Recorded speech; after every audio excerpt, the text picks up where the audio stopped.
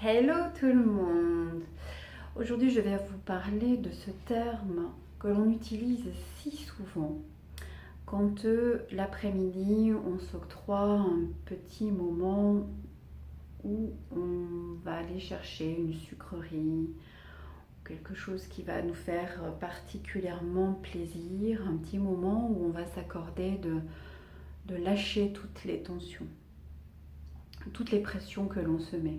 Les pressions de l'entourage, de l'environnement, par le travail, la famille, les enfants.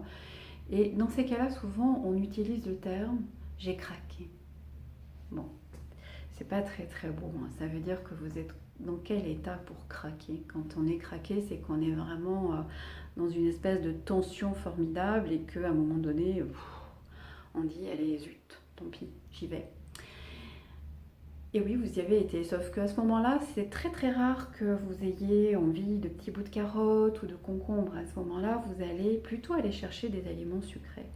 Et évidemment, ces aliments vont vous amener du réconfort sur le moment. Vous allez avoir ce sucre qui arrive dans la bouche, qui est extrêmement régressif, qui inconsciemment vous ramène vers un monde où c'est pas vous qui vous occupiez de quoi que ce soit, tout le monde s'occupait de vous, autour de vous, et tout était parfait. Sauf que ce temps-là, il est bien lointain et qu'aujourd'hui, ce réconfort, vous allez toujours le chercher dans cette nourriture, mais il faudrait peut-être essayer de le trouver autrement. Et c'est pas toujours facile. Et c'est vrai que dans ces cas-là, on dit « je craque ». Bon. Je vais vous donner une petite astuce. Voilà, j'essaierai de vous en donner d'autres. Aujourd'hui, je vous donne celle-là et je vous demande de l'essayer parce que c'est souvent celle qui marche le mieux.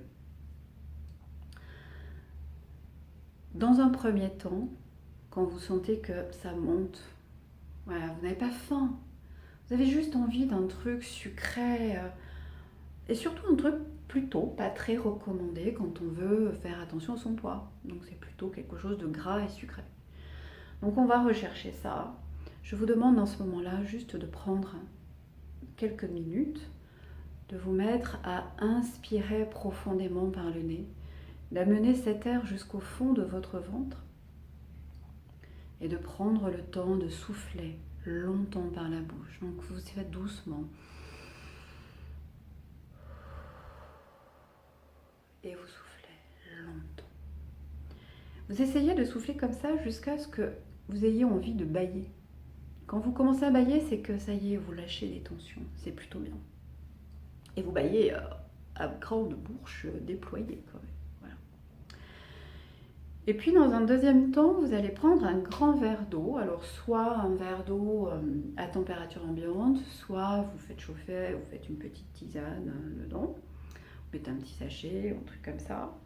Mais il faut que ça fasse quand même au moins 200 millilitres, vous voyez. Donc, et vous allez le boire, voilà, tout d'un coup. Voilà, voilà, votre estomac reçoit un message qu'il est rempli, donc ça va bien.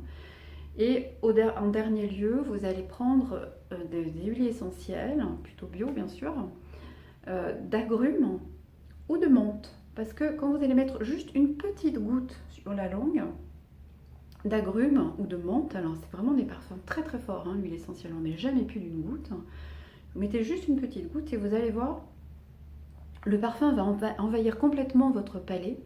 Et à ce moment-là, vous n'aurez vraiment pas du tout envie de mettre autre chose dans votre bouche parce que ça va détériorer tous les goûts de ce que vous allez manger derrière. Donc ça, c'est une petite astuce que je vous invite à faire. Mais surtout, prenez le temps de souffler, de boire et de mettre cette huile essentielle. D'accord ? Vous n'avez pas besoin de manger à ce moment-là. C'est juste du réconfort que vous avez besoin. Mais ça, on en reparlera. À bientôt, ciao.